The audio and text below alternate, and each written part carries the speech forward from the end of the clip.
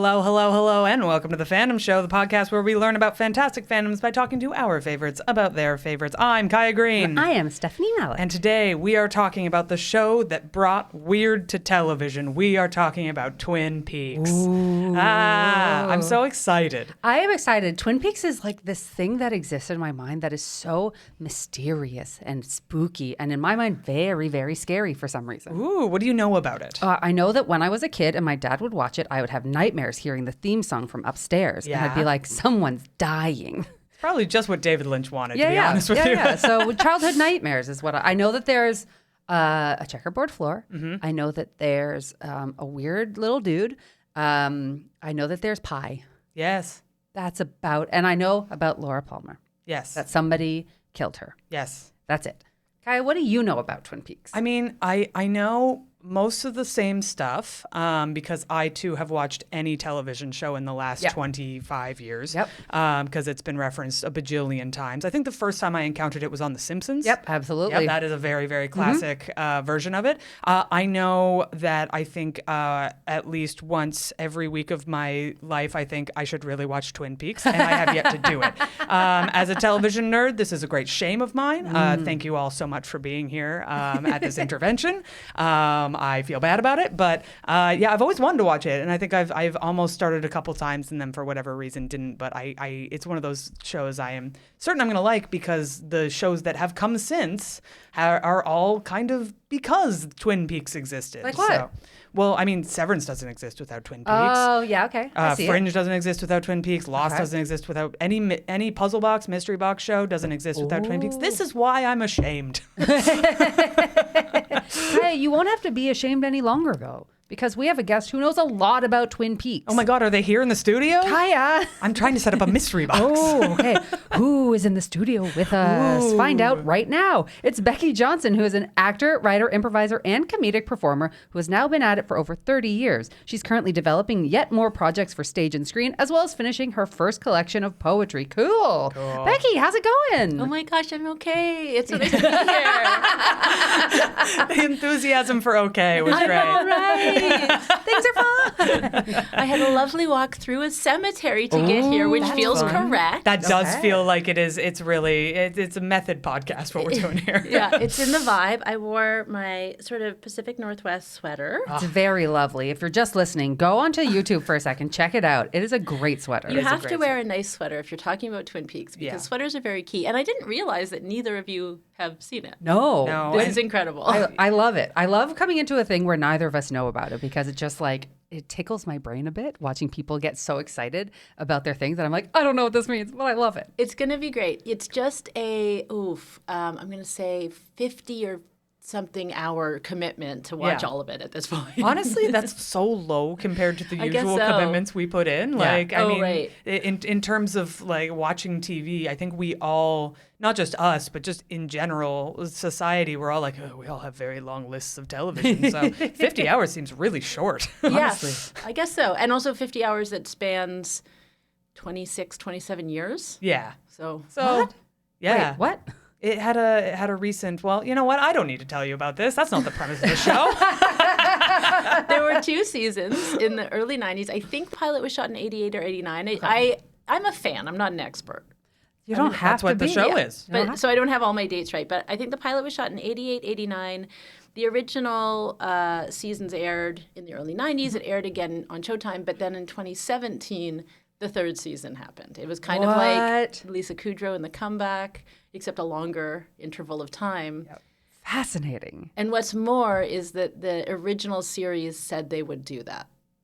Okay, that's crazy. I had like encountered that once or twice, and I was like, am I just like making some guesses about this based on context? But no, they actually said they were going to do that. Well, I mean, everything's like loose enough that they could also have not been able to get the deal to do it, but they said, see you again in 25 years, and they did it. Man, I love that so much. It's That's magic. so cool. It is magic. It feels like that's the kind of cool art thing that happens over a lifetime. Like, yeah, and I will say that kind of magic is infused in the entire show, which is a big appeal.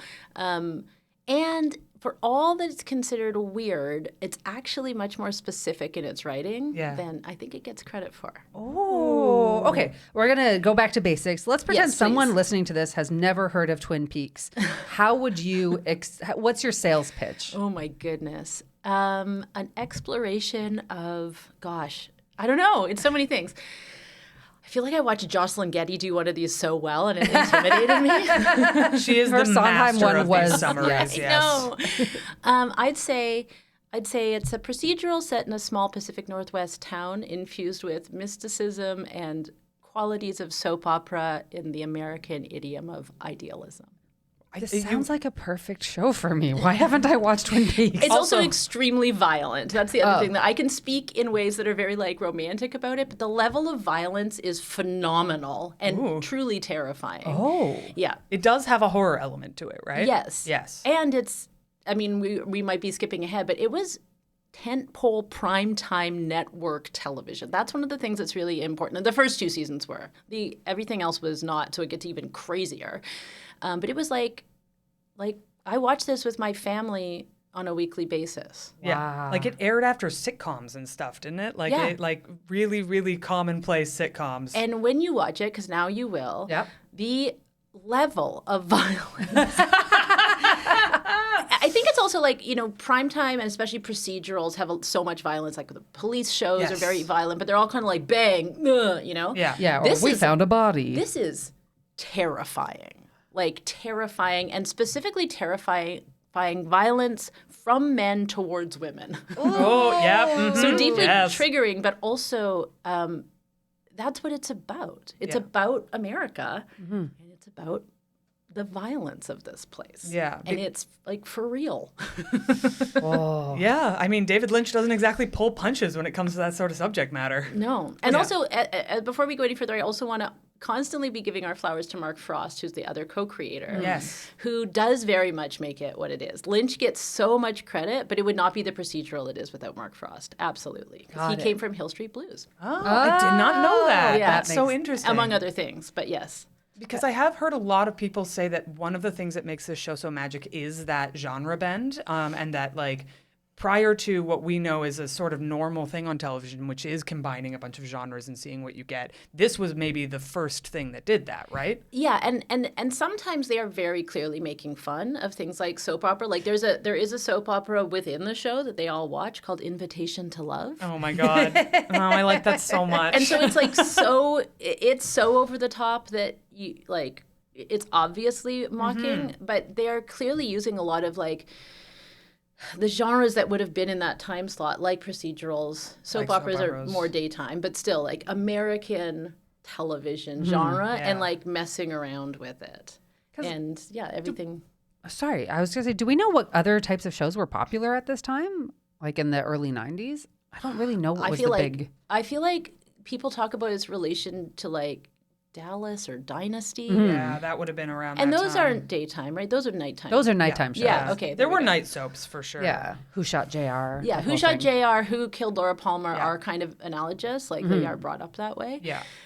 Because there's a whole thing about the networks putting pressure on them to reveal the killer, which basically killed the show appropriately, ironically. That is very ironic. Yeah. It is interesting because like I've seen a lot of writing about. See, this is my issue with Twin Peaks is I haven't seen the show, but I've read so much about the impact Yeah. of the show. The idea that Who Shot JR was the longest at that point, like one of the longest plot lines that had ever existed over the course of several episodes by that point. So the fact that they stretched out Who Killed Laura Palmer as long as they did was, I think, a lot of the network pressure was big. But it did really kill the show, and I'm in the process of a rewatch now. I started after David Lynch died, which I think is also part of why I'm here now. I was like, because it's like now is the time to talk about it again, because he's passed away. A lot of people are rewatching it, and a lot of people are discovering it for the first time. Ooh. There's also, I think, there's going to be more availability of a lot of the sort of other materials that you can consume related to Twin Peaks after his passing. I think there's going to be like. Or there is in the works. It's a bit more motivated to release these things. Like I actually don't know where where Twin Peaks streams in Canada because I have a DVD box. Oh, Of course, naturally, as you must. beautiful. Yeah. Of course. I think I might have had it on VHS Oh my gosh. at one point, which was like Yeah, like a stack. a mountain I of love that so much. VHS tapes. I miss VHS. It took up so much room. I still have a VCR and I still Yes. have cassette tapes of some things. I love that. In fact, I had a video cassette of On the Air, which is the second series that David Lynch and Mark Frost did together, which is very hard to find. And I lost it in a house fire. No. But also kind of appropriate. I was going to say, that is kind of what they would have wanted, isn't It it? just like melted in a house fire. But I did have that on VHS. And I couldn't find it anywhere else. Wild. I think you might be able to find it online now after his passing. So like very recently. Yeah. Anyway, I restarted the rewatch, and I was in the Pacific Northwest when this happened. When he died, I spent half my time out on the West Coast, and so I was like in the Douglas firs watching all of this, and I basically got to the point in the second season where all of us fans agree it turns bad. Oh no. Uh-oh. There's a point where it turns bad, and Yeah. it is like the network put pressure on them to reveal the killer in an extremely violent and incredible episode. But after that, it was like David Lynch and Mark Frost kind of withdrew, left these writers to their own devices. Everyone felt kind of abandoned. Oh no. Then they come back for the end of the second season. Like, it's also wild to me that much drama transpires in the space of 1 year. 1 year in Yeah. real production time. That's wild. Like, they make masterpieces, quit, leave, come back within one season. Look, if you really want drama, don't watch television. Read about make television. Make television. That's right, because that is one of hundreds of stories of people going crazy while making television. Well, and it's so different than what we're used to now. Like, we all work kind of in the industry, and it's like nobody's getting these like 20 plus Oh my episode God. No. orders. It would be a dream. And so it's never like your job. So even if it's a bit difficult, I mean, who am I to talk? I've definitely quit jobs and gotten fired. But like, it's still, you're like, well, it's 8 episodes. Then I'm on the hunt for my next gig. Yeah. This I'm was only on- not that. It's like you could be locked in Dynasty, Dallas. For years. Yeah. This is your life now. Yeah, this is your You're dynasty. moving to that town. You live there. It's true, yeah. You will shoot your boss. Anyway, so yeah, I got to the part where right before it gets kind of bad, and I haven't continued since, but I'm kind of excited to do the bad part again. Interesting. Have you watched the reboot, new parts? Yes. Yeah, Oh, yeah. I okay. watched that when it came out, and that came out in 2017 and was released weekly. And I feel like 2017 also being a bit of a turning point where, like, now a lot of stuff is weekly, right? Like, we have Severance Yeah. and Yep. whatever, White Lotus, Righteous Gemstones, all this stuff. We've kind of gone back to this. But in 2017, it felt more unusual. And I was like, with my husband, we're both fans, and we were like, it's must-see TV again. It's so exciting. It's event television where you like have to be there on Friday so you see it first, and so Yeah. you could talk about it on Saturday with everyone. Yeah, and Twin Peaks was like, it's more niche, so you're not going to necessarily go on Twitter and everyone's spoiling it. Yeah. But it was more like the excitement of talking to my other friends who I knew were watching. Yeah. And also just I was so greedy for it. I was like, I waited 25 years. I was Yeah. a child when this was made, and now I'm an adult Oh woman. my God. So when you were a kid watching it, like what hooked you about it? So for me, and I'm a pretty unreliable narrator, so I can't remember how I started watching it. My mother went to a screening of the pilot on the big screen in Vancouver in like '89 or wherever. Wow. She came home and she was like, "It was weird." Yep. Well, as a pilot, it has like, you know, like kind of like a cliffhanger, but then I don't know what the experience would be if you just thought that was a film. Like, what's happening? Yeah, that would be very bizarre. She did tell me that Michael Onkeen, who played Sheriff Truman, hit on her there. So that's my Ooh la la. my mother, also an unreliable narrator. It runs in the family. Anyway, so I can't remember. I think so. She had seen it on the big screen on this weird release in Vancouver, and they had shot in. They shot in Washington State, but also like they would come up to Vancouver for like costume shopping and stuff like that. So there was a relationship with the area. So I think we then watched the pilot when it aired. I was 12. Wow. The perfect age. Nice and impressionable. And know this, my mother had already seen it and was like, we will watch this. I mean, I was born in the late 70s. I watched Poltergeist when I was like 5. Oh, so, my yeah, goodness. You know, like... Yeah. There was a little less discussion about what kids should and should not be watching. You know, every generation, the pendulum swings. We try different things. Yeah. That's just how it is. Yeah. What if we traumatize them early? No, that didn't work. Great. Okay, let's try too little. Let No. them traumatize themselves later. But No, also, okay. like, No. media at that level of gore and horror was relatively new. Like, Yeah, it's so true. It was like, sure, we don't know what happens if we show this to our kids. It's true. And like TV was always safe for the most part, you know? Like most things on TV were safe for kids. I mean, family friendly to some which degree. is funny because there's so much like misogyny, violence. Oh yeah. Huge air quotes That's on this. fine for yeah. No, I know, but kids. it was like what we consider safe I for know. broadcast is hilarious. Yeah. So yeah, I can't remember exactly how we watched it. I know we watched like the episodes, and it was like a thing that I was so excited for, through the ages of like 12 and 13. Maybe through being 14. It's what made me want to be an actor. Oh my God, hell yes. Love that origin story. And for me, it was set in the Pacific Northwest. And so it felt representational of what I was growing up in. Yeah. And that's one of the things that really built my relationship with it specifically, because what did we have from that area? We had like the Beachcombers. Yeah. Shout out to Gibson's, British Columbia. I feel like, do you remember the show Airwolf? You guys are younger than me. No. I don't think. I don't even know if that was shot in BC or set in BC, but it felt like it was like on the coast and people were in like rescue helicopters. So that felt like where I grew up. Yeah, BC adjacent. BC coded. But this place felt so much, or Twin Peaks felt so much like things I knew. And a lot of the things that were perceived by others as like weird, it's like, no, I know these people. Like, you know, the log lady is weird. I 100% knew a guy who only liked trees on the small island where I now spend half my time again. And, you know, he would like sit in the diner planting seedlings and come over if you had a tree problem and be like, this is what you need to do. And it just, the level of people, like characters seemed normal. Yeah. Like on Pender Island, also the woman who ran the Girl Guides was like 90% tattooed. You know, Cool. there were bikers. There were definitely bikers. And I think the other thing was that the way Mark Frost and David Lynch portrayed that area felt weirdly closer to reality than I'd ever seen before. Yeah. Like, bikers, drugs, violence, gangs, that stuff is all present and was not otherwise, I wasn't seeing it represented. It seems like the two of them were really kind of dialed into the culture of the area from what I've read about it, because and forgive me, I forget the character's name. There's like the bad boy character who's very like grunge. Oh, Bobby Briggs, I'm Yes, guessing. that's the one. Yes. Has a similar haircut to you. Yes, it does indeed. You're not wrong. He was a bit more of the 90s mushroom, but yes. Yep. I know where I get it. I know my sources, Yeah, exactly. my citations.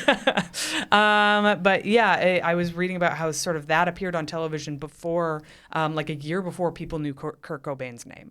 So like Yes. that was kind of, they were very dialed into a culture that was not yet mainstream. But also grunge is just how everyone dressed there, and it Totally. still is. Yeah. Like, it's just grunge was like, let's all dress like this area for a while, but the Pacific Northwest has not stopped. All the kids dress like I did when I was a teenager. It's uncanny going back there. It's like there's punky kids. The punk scene's still a thing, still in Victoria. That's awesome. And Vancouver, but I'd say more Victoria. And it's like, no, plaid shirts, like we are lumberjack people. Yeah. Yeah.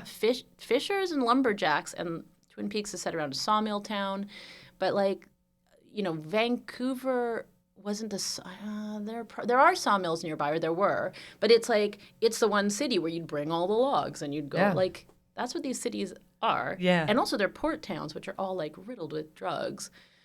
They just are. Yeah. Well, Just a a lot part of of it. small towns, I think, in general, have that sort of like. But I mean the drug trade. Oh yes, that makes sense. Because it's coastline, you Yeah. know? Anyway, so I found it like oddly relatable. This I love this. really crazy, cool. like, yeah, for the first time as a 12-year-old, I was like, I feel seen. Like, I feel known and understood in this, like, weirdness, because it is like that. And I don't know where Mark Frost is from, but David Lynch is from Missoula, Montana. So not the coast, but he's from the West. And he made a real point of hiring people who are from that area. So Kyle MacLachlan, who plays Agent Cooper, is from Yakima, Washington. Oh. Don Davies, who plays Colonel Briggs, is Canadian, and he is from Gibson's. He lived in Gibson's for Oh, years. cool. And yeah, they made a point of really hiring people from around there for the most part, not everybody, but that brings like a real, like the people who are playing the parts also know these characters. Yeah, they're representations of actual people that they probably encounter throughout their lives, as Yeah. opposed to being like, I'm from the coast. Or like, but they're also extremely weird. So they're not entirely, but they're like that rooted in reality and then kind of expanded from there. Yeah. Oh, that's so neat. Okay, I got to ask with this, because this show, as we've talked about, it was an outlier at that time in terms of like content and things that you'd see on regular television. How did this show get made? I don't know. The greatest mystery. Like, was David Lynch, I mean, this is both of you, was David Lynch a popular, well-known creator at that time? Yeah. Okay. Yeah, so, I mean, the stuff I do know is that, so David Lynch's first film coming out of film school, UCLA, I think, was Eraserhead. Spent 5 years making that film and basically lived in the set. Jack Nance, who plays Eraserhead, is also a character in Twin Peaks, plays a character in Twin Peaks. He was in everything, I think, of Lynch's until Jack Nance died, in some weird donut shop incident. That's Okay, story. that feels, again, It's too on brand. much. So he did Eraserhead. After that, I think he was offered The Elephant Man. Dune was in there, which was Oh, yeah. a flop. Then, Which Kyle MacLachlan was in as well, right? and then after that, I think Blue Velvet, and then Twin Peaks. And Mark Frost had come from this different background of like procedural stuff like that. So the two of them together are kind of like a powerhouse. And I think they had been originally working on a series about Marilyn Monroe, which never went anywhere. And parts of it kind of got cannibalized to go into this. So there's weird Interesting. mentions of JFK. Which has to add to the symbols and conspiracy theory kind of energy that it's infused with. Oh, yeah. Oh, gosh. I can't even imagine what, like, very conspiratorially minded people are making of Twin Peaks. Oh, yeah. I mean, it feels like that's why I really think of it as Severance being such a good successor to something like Twin Peaks, is because people will analyze everything in that show. I will say, so Twin Peaks has also spoiled me for like all other media Of because I'm so course. attached to it. And the thing is, on my rewatch and like I've done it a few times, so it's like, every time I'm doing more work in this field, so much happens per episode in Twin Peaks. Really? Like there's mystery, but it's revealed. And I am frustrated by Lost, and I am frustrated by Severance. That is very I'm reasonable. whispering as if I'm not speaking on a podcast. No one can hear me. But No one can know. It's that like the joke of like, tell me. I will. Come with me. And I'm like, no, just tell him. Yeah. Come with me and I'll tell you in 6 episodes, maybe. Or there's a polar bear we never And I'm see just again. going to tell you that I have to press a button forever and not tell you why. That's not it. But weirdly, Twin Peaks doesn't do that. Yeah, interesting. Like you find clues, things are revealed like every episode. And the amount per episode is like shocking by today's standards. Wild. A lot of old... Until it gets to the bad part, then it's just weird. But Yeah. Do you think watching it, you would be able to solve the mystery if you didn't know the answer? Like if we're watching it. no. Okay. But also that's not the point. The point was never to do so. And I think that was, the point really is to be in this place. Yeah. To unpack the trauma and drama of violence in a small town in America, which also speaks to just like David Lynch so much works in the idiom of the American dream, white picket fences, like that kind of stuff is in Blue Velvet. There's like this opening sequence with a white picket fence and a beautiful lawn, and then the camera goes underneath and we just see bugs and worms squirming around. But that's the general vibe. Yeah. So I think it was always supposed to be an exploration of that. And I don't remember caring who killed her. I mean, I cared, but I didn't need to know when it was first happening. And the reveal is actually great. I kind of feel like they were burnt out and they couldn't go on, the writers or the creators from that point on. But I'm like, after that reveal, you could have still made it good. Yeah. You just were burnt out. There was more to do. Well, you were burnt out and you were making an episode a week. So Oh, my God. it's very different than how we work now. Yeah. Gosh, I forget about that constantly in the way that network television was made. They're Yeah. just like constant. I mean, they must shoot it. Like, I wasn't working in television then. It's like they must shoot in advance and have like lead time, but they've got to be editing and creating while they're Yes. writing, and then you're on set as well. Like, I believe the way it worked is they would get a little bit of lead time and then they would start to go into production, but they would not have been finished writing the series yet. Like, I mean, they couldn't be because the network is going do this in 2 weeks or something. Exactly. So they would be at all times doing pre on one, production on another, post on another, like just constantly throughout the year. But in a way, it's like there kind of are no clues about who the killer is. But as poking around happens, like I think that's what it is. It's like there's a sheriff and there's an FBI agent and they're poking around. Yeah. And as they poke around, different things come out of the woodwork of this community. And that's the point, not who killed her. Yeah. I wonder if it's really that strong procedural background that made it so like tangible that you actually got clues and things to like hang on to. But they do find out like criminal activity from like it's basically like everyone here is involved in all kinds. Yeah. You lift up the rug a bit and you're like, oh no. Yeah, There's it's so the little much creepy happening. crawlies Yeah, under the yeah. grass is everybody. Yeah. Basically. Or just about everybody. Yeah. And I feel like once again, so many shows have taken that model and run with it. Like you don't get a Stranger Things, you don't get there's so many variants. The Killing has scenes that are like lifted like directly out of Twin Peaks to Really? a point that I was like, this is crazy. Or you have scenes in the pilot that are the same scene. Oh my God, What? really? And it's set in the Pacific Northwest. It's set in Seattle. Yeah, that one was weird. Okay, that's wild. How are you allowed to do that? Riverdale has so much Twin Peaks. Oh, I feel yeah. like Riverdale is doing it like all of Riverdale, bless that ridiculous show, is just like, let's take everything we've ever seen and just make it into the most ridiculous version of it. Yeah, I feel like that show is like, what if we gave Twin Peaks MDMA?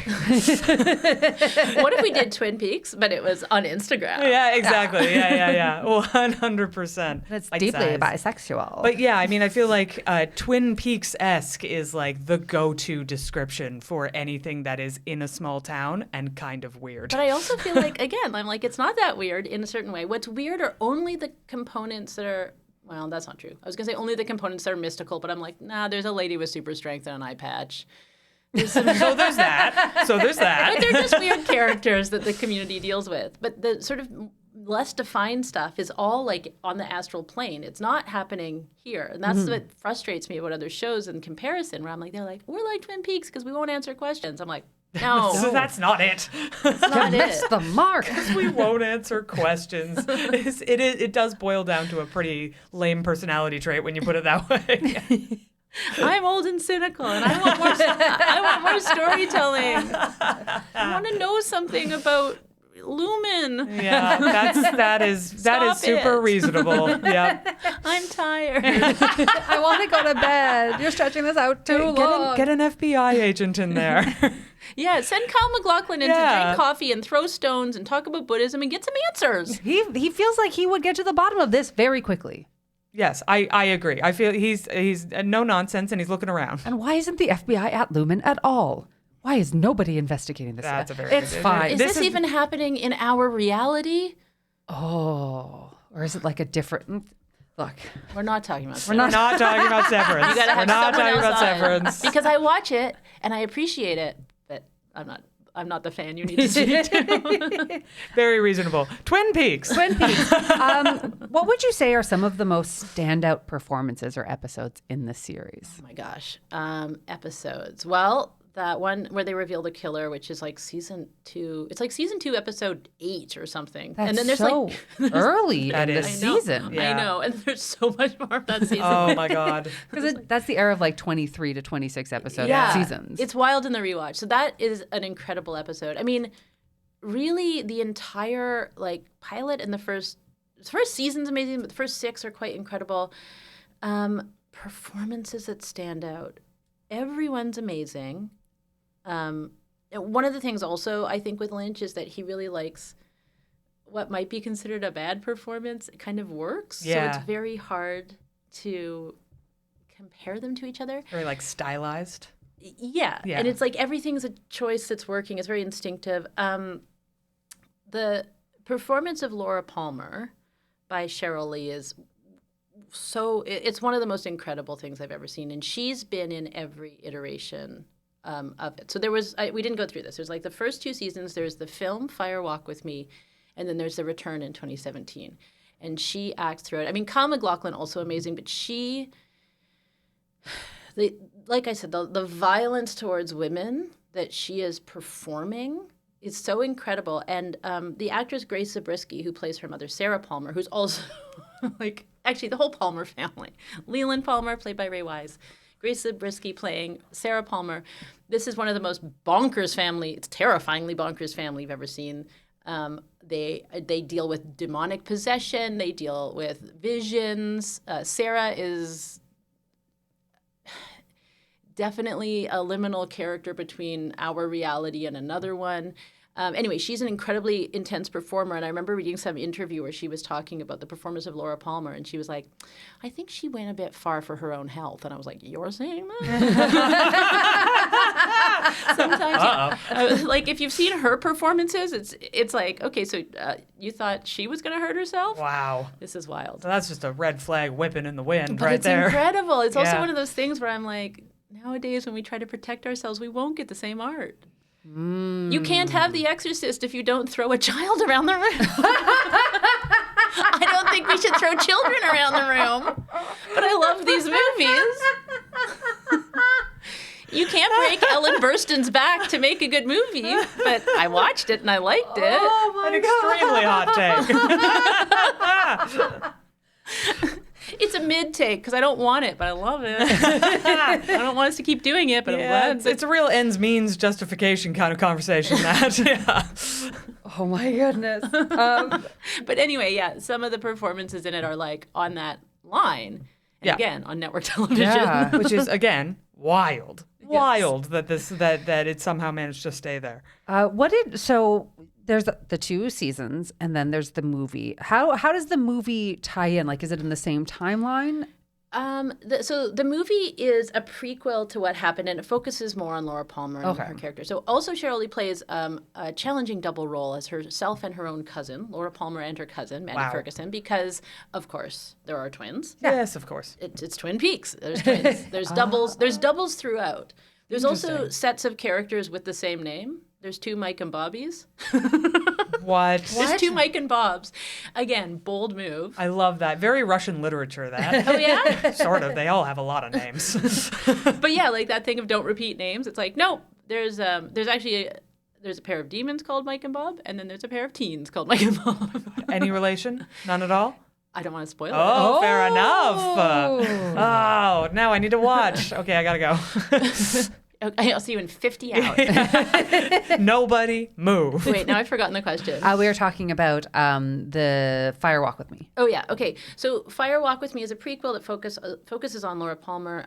Very different also because I would say with each iteration, it's also in a different media. So now it's a film. Now it's not on network television, and now it's not constrained on that way. So it was not popular when it came out because people wanted more of the kind of folksy home small town thing, Right. and it's much more a David Lynch film.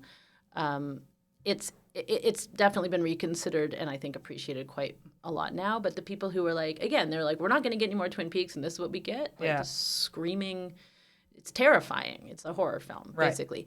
And then when we get to 2017 and The Return, then we're on like prestige broadcast, or we're on Showcase.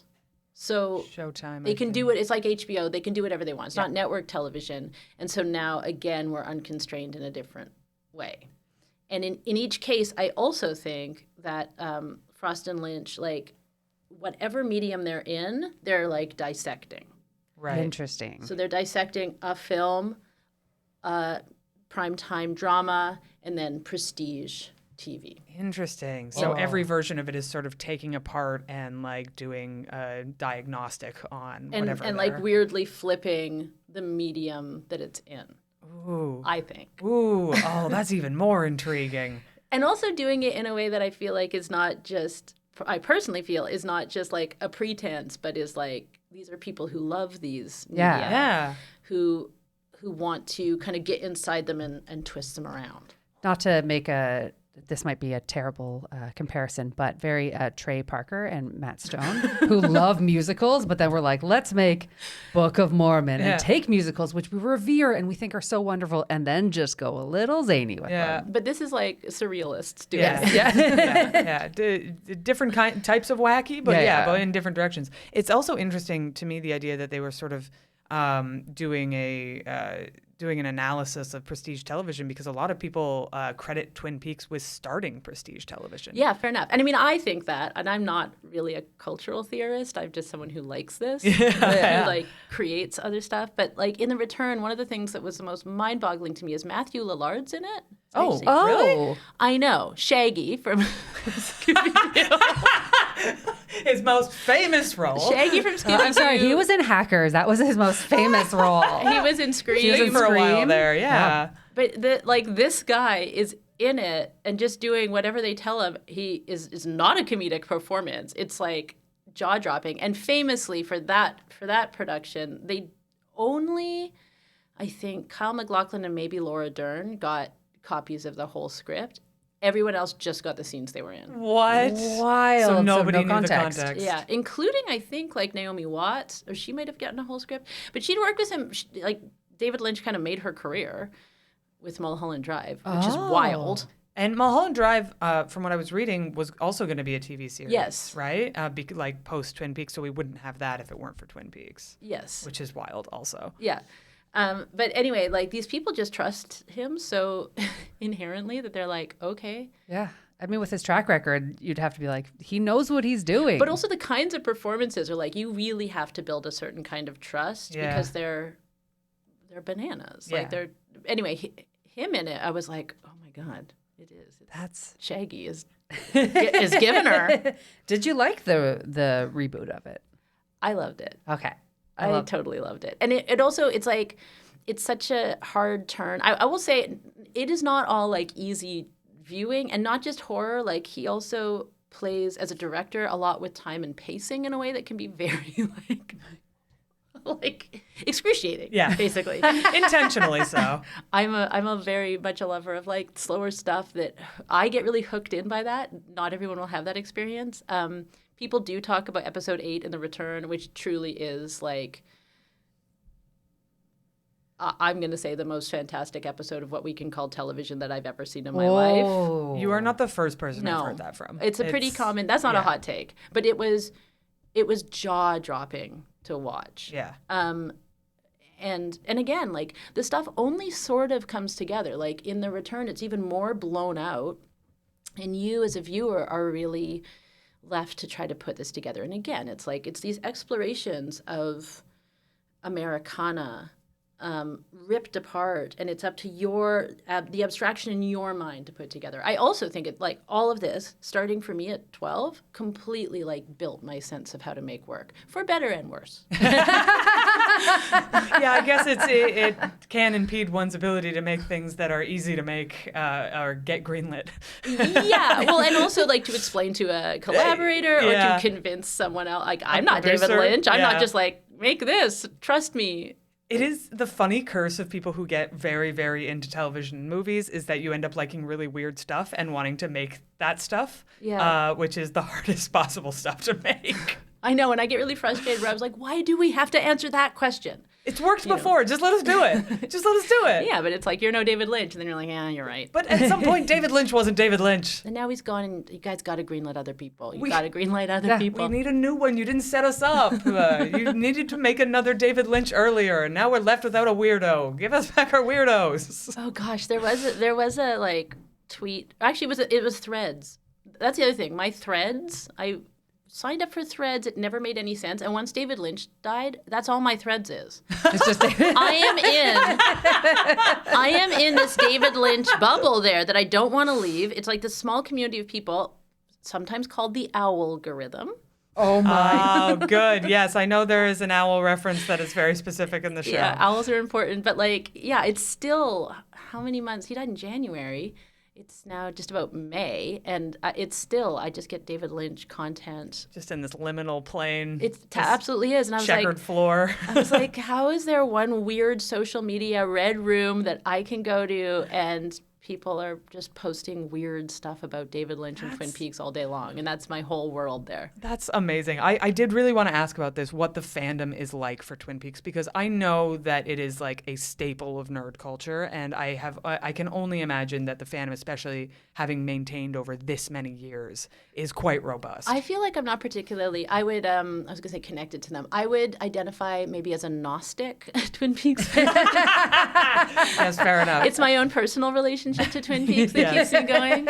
And hey, you're on the threads now, though. I am on threads. I did post, I found a zine at the Toronto Zine Library called Fieri Walk With Me. It's all pictures of Guy Fieri, like photoshopped into stills from Fire Walk With Me. I posted it and only got 3 likes, so the algorithm did not like it. Oh my God! I was like, this is for you guys. And you all can check me out on threads and look at this Toronto-made zine. I feel like we're going to need to look that up and put it in our newsletter. Oh my God, that makes me so happy. I mean, I know there are people who like go to Snoqualmie and go to like the diner that was the Double R and like hang out there. It's actually kind of not what I've wanted. Yeah. I do like this sort of like at-home literary, like the way I experienced it at home in my living room. This gets to be here with me. I do like reading think pieces. I like reading, and I'm sure there's quite a bit of the Twin Peaks fandom who is like me. Oh yeah. Who is like quiet and in their house or like walking around in the trees thinking about Twin Peaks. I think that's a very legitimate part of fandom we don't talk about at all, of how many people just have it to themselves, and that is a wonderful thing. I also feel like my cosplay can really pass. I can just like softly be in the world, repping a little bit of Twin Peaks. That's a very good point. You're just always at a convention 100% of the time. Yeah, I'm never at a convention, but I'm always sort of I do feel like I'm always a bit in the world of Twin Peaks. Yeah.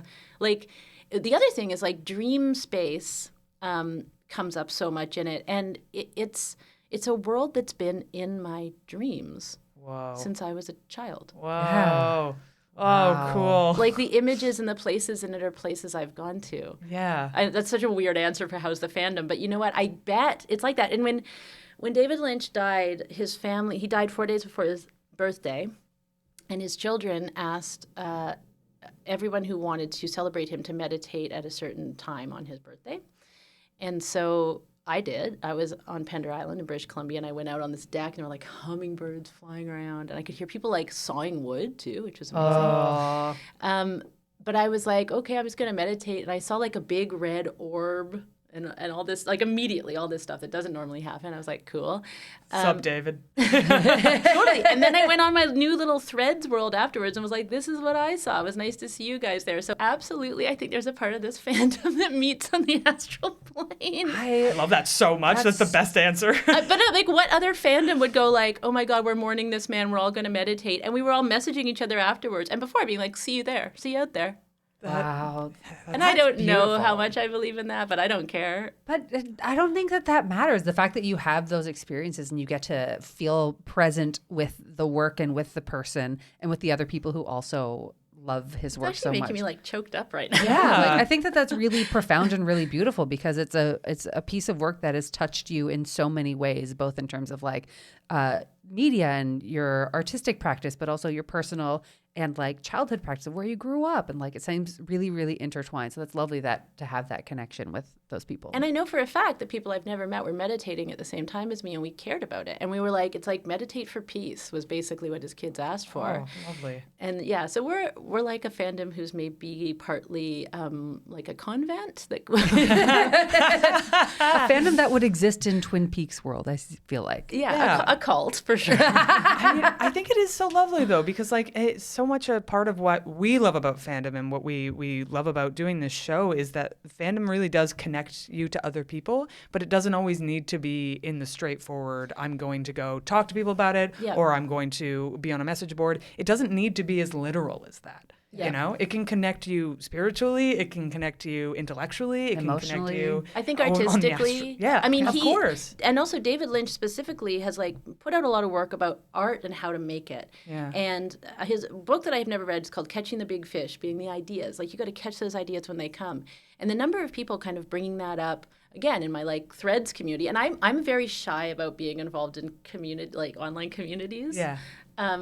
But the number of people bringing that up and going like, I'm inspired to tackle my work differently now. And to a lot of people who make work, I am currently putting together a proposal for a theater piece with a friend of mine. And all of this kind of came about while after David Lynch died, we were talking about him and we were like, let's not apologize for being surreal in this. Let's not apologize for being instinctive. Let's, you know, you're either going to get accepted or not in this proposal regardless. Let's do the thing we want and not apologize. Yeah. And what we want is like to work from dream-based images. And one of the things that she and I have been talking about is like those ideas that are like banging at the door at the back of your head that now you have to like justify a reason why. You don't. You don't. You can just do it. You can at least try. Yeah. You know, we're mediated. We need funding. We can't survive without it. But like we can just try. And there's something in the what he has put out into the world, and Mark Frost with his work too, that is this. They're both creators who are saying, create your way. Yeah. Listen to those ideas and honor them. And I think every person that follows that directive and does that, and though it is obviously a little bit more of an uphill battle sometimes, succeeds, makes more space for the next person down the hill to do it. Yeah. Right? And it can be hard to do, but it is also important because we all want to see more of that. Yeah. Right? And I mean, like, you know, we all know each other from live improv. One of the things that drew me to that was that it is so subconscious, like what comes out of you. You know, sometimes we're just making farts and telling jokes. Sure, yeah. But then in storytelling, we can be much more abstract than anyone would greenlight. Yeah. And we're in front of an audience and it's working and we know that. We know that. I know that for 30 years. Yeah. So it works. Yeah. But it was like, that was a place where I wasn't as mediated. So I was allowed to be weirder, which a drunk audience will actually, even maybe even more so, go on this weird, surreal ride with you. Yeah. But they will. They have, yeah. It's true. There's like a suspension of disbelief that goes with live improv that because you haven't planned it, people will go with you to stranger places. Yeah. Yeah. Oh, that's such a good point. And he was a big part of. He was a big fan of transcendental meditation too. Right? Yes, which I don't know a lot about. There's mixed bag. There's people who call it a dangerous cult in some ways. Interesting. I have not gone deep into this, so I don't have a big stance on it. But I do find, like, again, in a Gnostic way, in a personal way, meditation when I do it is helpful. Yeah. I don't subscribe to any particular school myself. But again, like the number of times I've closed my eyes and you're supposed to like get rid of ideas, like new ones show up, and then I'm like, I'm going to write based on that now. I'm going to write. I think there's no wrong way to do it. If that's what you're aiming to do, then that's great. Yeah. Or with no aim, it's like calming down allows ideas to show up, and we're full of them. Yeah. There's a reason most people have their good ideas in the shower, on a walk, or before they're falling asleep. There is a reason for that. They're not thinking and worrying so much about what's coming out. They're just letting their mind open and seeing what comes forward. Like the worst thing you can do is sit down and be like, have an idea now. Right Go. now. Do faster. What does CBC want? And let me tell you, I have tried. Not a fun way to write. It's not a fun way to write. Nobody likes it. It's not good. No. Nobody's having fun. Is there any hot take on Twin Peaks that you're like, I need to get this out into the world? I need people to know this about Twin Peaks. Oh, we're at the hot takes. Okay, you did alert me that this would be a thing, and I don't entirely know what a hot take is, and I guess I've already had one, which is I think I want to hurt the actors. Throw more children. But for art. I will say, as an actor, I'm willing to be hurt. Directors, you can hire me to a certain extent. You heard it here. Throw me around like a rag doll. Look, if it's consensual, I'm all for it. Everyone have a blast. What is consent? Anyway. But no, anything about Twin Peaks, it's not even a hot take, but anything that you think that people might not know, or anything that you feel strongly about with Twin Peaks that you want to put into the world. Your opinion. This one is like less esoteric, which is that I wanted to talk about the portrayal of Canadians in Twin Peaks. Oh, yes. Do it. This is the material we're looking for. Yes, this is I love it so much. Canadians exclusively play drug runners and brothel madams moms. Oh my God, what? That's incredible. We never get to be that stuff. We don't get represented this way. Yeah, Mark Frost and David Lynch had the cojones to tell us like we really are to the world. Also, the drug runners are a trio of French-Canadian brothers. Oh my God, I do yes. not think played by French-Canadian actors, so good for these guys and their accents. But again, watching this as a 12-year-old, I was like, yes. We love this. This is me. These are my people. I mean, I grew up in a Vancouver of the Hells Angels. Yeah. Like, for real. Yeah, You know? wow. So, like, the fact that we weren't just like, doo-doo-doo, hello. Hey there, bud. I'm going to eat an Nanaimo bar or whatever.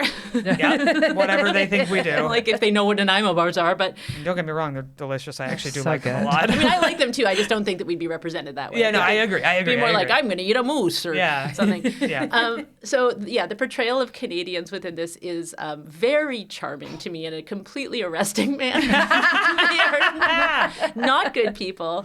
And Canada also plays an important role, which is that Canada is the only reason why the FBI is involved. Is that right? Yes, because Ronette Pulaski, who is the character who's with Laura Palmer that night, who survives, but not in a very pleasant state, wanders across a bridge into Canada.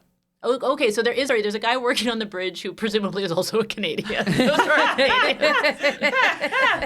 Bridge Canadian. Yes, the other type of Canadian. First Canadian bridge man, second pure criminals, drug running, drug addicted. Yes. You know. The two Canadian modes. It's about time the people of the world know what Canadians can be. What Just we're saying. really about. Yeah. Watch your backs. At with one us. point, I think I looked it up. I looked up a map because Twin Peaks would be located like inland, so not really on the coast. Yeah. And I was like, I looked up the town in BC that they'd have to be in, and I was like, yeah, I don't think there's a dockside brothel there, but cool.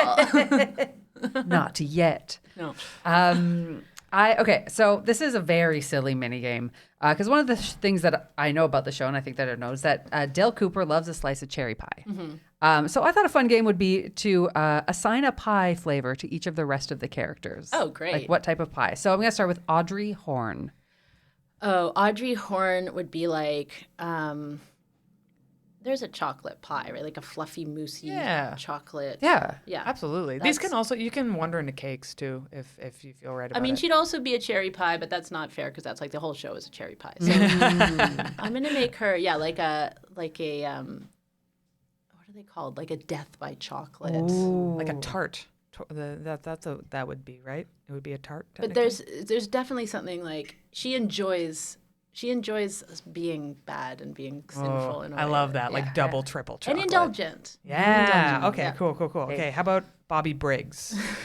our grunge boy. Oh, God. Biting on my hair. There's two versions of Bobby Briggs. He really changes in 25 years. I'm going to make him a pecan pie. Pecan Okay, pie. okay. Because I love it's this. kind of, I don't know, there's something about him that's like unappealing. He's like hot, but also kind of unappealing in a way. Like it's a little much, like that kind of energy. And it's like so sweet it's boring, or there's something boring about it. Although he's bad too. He's a lot of things. Got it. Bobby contains multitude, so I don't know if I nailed that one. Shelley Johnson. Oh, Shelley. Shelley's a lemon meringue pie. Aww. I don't know why I was like, I think a lemon meringue is probably what you're gonna say. She's sunshine. Oh, I love Is she that. Madsen? What's her name? Yeah. Amchek? Amick? Amick? Don't know how to pronounce her name. She was also on Riverdale. Benjamin Horne. Oh, God. Benjamin Horne is like... I am going into cake. He's a cheesecake. Yeah, which I think is really the pie of cakes. It's got a crust. Yeah. Yeah, he's Come not on. a chocolate cheesecake either. He's like a whatever what's the other one? Like New York style cheesecake New with like York, the cherry on top. yeah. But Yeah. blueberry? He's Oh, that. I love that. Also with Benjamin Horne, shout out to his brother Jerry. They were named after the ice cream. By, No way, really? This is also great because David Lynch himself is a well-known, as I saw on Threads, quote, treat boy. I'm sorry, is treat boy a thing we're using now? It is after I saw this on Threads. Delightful. Shout outs to the algorithm for changing my vocabulary. But yeah, he's a treat boy, and the amount of food that people eat and enjoy in all of his work is amazing. But in Twin Peaks, extraordinary. And yeah, Ben and Jerry love to eat food. Jerry even more than Ben. I love that as a feature of TV because food is a big part of my life. I too am a treat boy. So I love when people include it in things because I'm like, yeah, make your characters eat. We all love eating. Anyway. All love Anyway, eating. I got off track. I was playing this game. Norma Jennings. Norma is a coffee cake. Ooh, a good choice. Yeah, she's a coffee cake. She's reliable, but she's hot. Yeah. By the way, she is. Do you know what they look like? No. She's Peggy Lipton. She is Rashida Jones's mother. Oh. Whoa. Okay, it's all coming together now. Cool. Yeah. Sheriff Harry S. Truman. Oh, Sheriff Truman. Gosh. Oh, why is he so hard? I think I'm running out of pie. Oh no, he's a huckleberry pie. There it is. Okay. You had it. You just had to find it. And they're wild huckleberries, like Oh. foraged. Nice. Someone went out there. Yeah, picked he's them. woodsy. Yeah. Huckleberries do come up in the show. I was going to say, Hey. I found huckleberries. I'd go grab them when I was in BC, visiting my grandma in Gibson. So you just go eat them off of. Yeah, very tasty. Yeah. Leland Palmer. You can't see the faces she's making when we say these.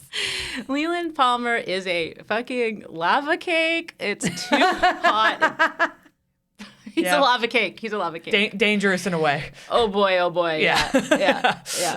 Yeah. Okay, how about Bob? Well, Feel free to get surrealist with this, if need be. yeah, Bob. Because it's my understanding from the little I know that Bob would not be a straightforward answer to any question. No. Bob. Bob is like, okay. Bob is a cake made out of layers of mauve sort of fog. Yep. Perfect. Yep. Following. And at the center or underneath that, so that would be kind of the top, there's no crust, it's sort of floating. And underneath that is a very dense layer of dark matter. Good. That is so beautifully descriptive. And he's in a cave. Yeah, served in an empty cave. Served in an empty cave. The atmosphere is very important for this particular dish. Yeah. And you don't know where the cave is. You don't know how you got there. Yeah, space and time do not exist in this particular No meal. fork or spoon can lift it to your mouth. Yeah. No, you touch it, you get sucked in, and you are now in the pie. Yeah, wonderful. Excellent. All right, Log Lady.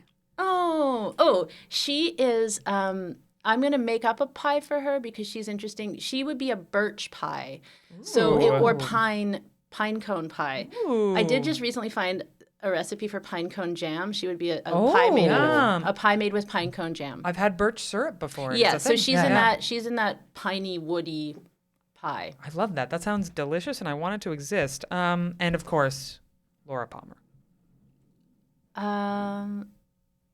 Angel food cake. Whoa, good answer, man. You were fast on I these. cannot wait to watch this show with this in mind as I'm doing it. You expect to receive texts being like, "Such an angel food cake." Oh my God. Please, we have to start a group chat right now about this. I am so invested. That's the best thing about shows like this is I the love group chat. chats. Honestly, I love TV it. show watches. Oh my gosh, we have so many. It's my favorite. Are there any honorable mentions of desserts you want to add into the list? Yes, something we may have missed. Any characters that you're like, this person needs a dessert? Lucy and Andy need a dessert. It would probably be, it would be like confetti cake or something like that. And Deputy Hawk needs something, and I don't know what Deputy Hawk would eat. I also want it to be something like, he's so solid. It's like a classic old-fashioned donut? he's not a donut. He's like no. No, he's not a donut. Definitely not a donut. I don't know what's right, but I know what's wrong. You gotta start somewhere. I'm going to say he's like a brambleberry or salal kind of pie. Oh, okay. I love this. Yeah. We're really painting pictures here. Also, who's hungry? I want am. pie so badly. badly. Oh my God. Can we get pie later? Even This if it's is made of dark matter. Our best treat boy has passed along his inspiration to us, and we are now hungry and inspired. Thank you, David. Oh, thank you, our treat boy. At the end of every episode, we like to share our micro fandoms of the week, which we're going to do in just a moment. But before we do, come connect with us. We love that. Do it. This show is always going to be free, but as we mentioned off the top, you can show your support at our Patreon page, patreon.com/The Fandom Show, where you can get access to our episodes early, submit questions, get our nerds letter, enjoy the Patreon podcast, The Fan Club. You can also find us on social media at Fandom Show Pod or at our website, thefandomshow.com. Please tell all of your nerdiest friends about us, or if you wish, your regular friends. And please, if you can get on your podcast provider of choice, it could be Apple Podcasts, it could be Spotify, wherever you're listening. If you can do a little rate, review, and subscribe, it means the world to us because it really helps people find our show. Our show is about so many different topics. No one can find it. That nobody knows who we are and where to find us. Yeah. We too exist in a liminal space, and you can help us escape it. So if you could just give us a one-sentence review, even if it's just one word, it still makes a huge difference. We read every single one of them, and they all mean the world to us. So thank you so much for those who have done it. And if you are bored at work right now, or you want to help us out, please go and leave that review. And yeah, it just helps us move up in the charts. You can also find us on the From Superheroes Discord if you want to chat with some other fans and sometimes us, because we go in there and we chat about stuff. Or you can hit us up directly on our social medias. Now for our micro fandoms of the week. Kaya, what you into? I needed some books, so I went to the library, and I went to the science fiction section because I was in the mood for some tasty world building. And I found a local library is not a huge one. It's very little. A lot of people, I think, get holds there, and then those holds go back there. So like the selection is always quite limited. But it seemed to me like someone decided, I'm going to read all of these classic science fiction books and then put them all back together in one stack. And so I just grabbed that stack and walked away. You checked them out. Sure, yeah. Support your library. I mean, it's free, so why wouldn't I check it out? I don't know. You just said insane. You took the books. Anyway, but so I recently read Day of the Triffids by John Wyndham, and what a fantastic book. I knew it was going to be good because I've heard of so much about it, but getting to read it and experience like what would have been sort of the very first iteration of sort of the post-apocalypse zombie genre that we know now, just that kind of genre of storytelling is something I like so much. So to see the first iteration of it, or one of the early ones anyway, was so much fun. And it's such a clever book. It's such an imaginative book. I have nothing but good things to say about it. Amazing. You've read it as well? Yeah. It's been a while, but yes. It's a fun one. If you're looking for some classic sci-fi, I can't recommend it enough. If you like or films like 28 Days Later and stuff like that. They have a new one of those coming out soon, eh? Yeah, it's like 28 years. Oh, they're doing a Twin Peaks. Yeah, they are. Anyway, if you're into that genre, definitely check it out. It is an excellent read. Amazing. Steph, what are you fanning out about right now? So I, in the world that we live in now, a lot of people have hard skills, and I don't have those. I have a lot of clicky skills. So I was like, I want to learn about gardens. I want to learn about how to grow food, how to make food happen from the earth. And especially right now, as grocery prices are so expensive, I was like, what can I do to give to my community? So I signed up for a program at TMU, which is the Toronto Metropolitan University. It's an 8-week program to teach you about urban rooftop farming. So we spend half a day in class, and then we spend the other half a day in the gardens, planting and helping them turn over the gardens for their grow season. And it's fascinating. I'm a pure city kid, so our access to green space was not huge.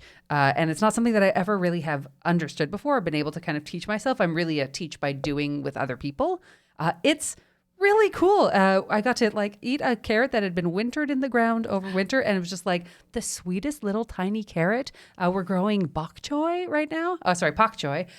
So if you go on my Instagram, you can see the little sprouts of them. And we haven't been there for 2 weeks, so I'm gonna come back. I'm gonna have a bunch of little baby foods that I have helped grow, and put love and care into, and they're going to taste the best in the world. And I just know they will. And I'm so excited to get back and to see my little vegetables. So that's what I'm nerding out about. Satisfying. It's so satisfying to like grow a thing from the beginning. Yeah. Anyway, that's me. What are you nerding out about, Becky? You guys know ContraPoints? Oh, I love we know ContraPoints. ContraPoints. I love a thought you video might. essay. So yeah, I've been into ContraPoints. I'm like not much of a YouTube-y person, or I wasn't, and she was my entree into it. Like just 3-hour long video essays on philosophy and Twilight. Yep. Yeah. They're all very super good weird as episode. well. And That's a bit the best. liminal. The Twilight one is kind of the best one. The more recent one about conspiracy theories is great, but it's also, I'm like a bit exhausted by the topic. She's brilliant, Yes. but you know. But because of this, she has another channel called ContraPoints Live where she does video game streams. What? I am. Did I get to tell you about it? I did not know this. Yes. Oh my God, Becky. Becky, You've just changed our household dynamic. I actually have to go now. Cannot believe that I'm the person to tell you that ContraPoints does video game streams, because so many levels of this are not within my wheelhouse.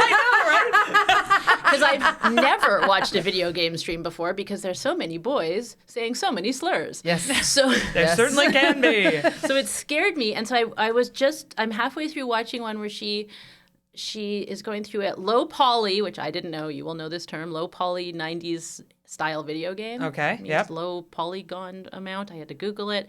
But it's like a 90s style Kafka-esque thing with then her getting drunk and then fighting with people about philosophy in the stream, and I love it so That sounds like so much. much There's- fun. This there's is Kaya's other- best night. Oh, you yeah. just described. Well, there's other ones that you'll know the game more, but I was like, this game is way more my speed. Yeah. And I actually have always wanted to sit and watch people play video games, but these kind. Yes. And nice, chill people, not scary little boys. Yes, yeah. Those people do exist on the internet now. There's more of them. I'm sure they do, but she was my entree where I was like, Yeah. she's posted other stuff there, but then I saw this one. I was like, I could get into this now. Yeah. That's awesome. And the one other thing I forgot to say before is if you are doing a rewatch of Twin Peaks, I highly recommend a listen along to the Diane podcast. Ooh, okay. They're a trio quartet out of Brighton, England, who they did an episode by episode rewatch leading up to the return in 2017, and then when the episodes came out, they did breakdowns, and they break them down through like sort of mythology, spirituality, there's better words, symbology, and they really let their minds just go wild, and they have all these different backgrounds in like mysticism and anthropology. Cool. Yeah. Sick. So Cool. if you, like you two, get to experience Twin Peaks for the first time and the Diane podcast for the first time all together, I'm so jealous of you. Oh, I love a companion podcast. Yeah, me Yes. too. Explain the thing to me. And Explain they why also it's just, good. You'll see, you guys, it's going to be right up your alley. They like bust it open. They see things I didn't. Yep. It's wonderful. Yep. Give it to me. And they're talking about like tarot cards. I couldn't be happier. You are the intended audience. This one is my wheelhouse. Yes, absolutely. ContraPoints playing video games is new. It's good to grow. You know, we're all learning. This group chat is going to pop off. Yes. Becky, thank you so much for being here. Where can people find you? Anything you want to plug? Obviously on Threads. You got to find me on Threads, but only talk to me about David Lynch. Every once in a while, I'll post one little take about White Lotus, and I'm right back to David Lynch. Get in the algorithm. Get in the algorithm. Johnson Becky on Instagram, which is now messing up my photos, so I stopped posting there. I don't know how to fix it. I'm old. Maybe the metaverse is bad. Maybe. Everything else I'm doing right now is quiet. If you would like to publish a collection of poetry about deaths in the Pacific Northwest, reach out. Amazing. Because that's where I'm going next, is trying to get Excellent. that published. We'll make sure they get in touch. Yes, thank you. Absolutely. Astounding. Just find me on the astral plane. I'll Yeah. figure it out. Yeah. Post a time and a place, or even just a time. We'll be there. Yeah, absolutely. You don't need the place. Don't need the place. I know. I said it. I was like, we don't find need the it. place. It's that cave. It's that See you in cave the with the pie. And also, of course, for those of you who are fans of Twin Peaks, if you listen to this whole episode backwards, it's a whole other episode. So please enjoy. It's the key. Well, till next time, love the things you love and tell everyone about them. Bye. Bye.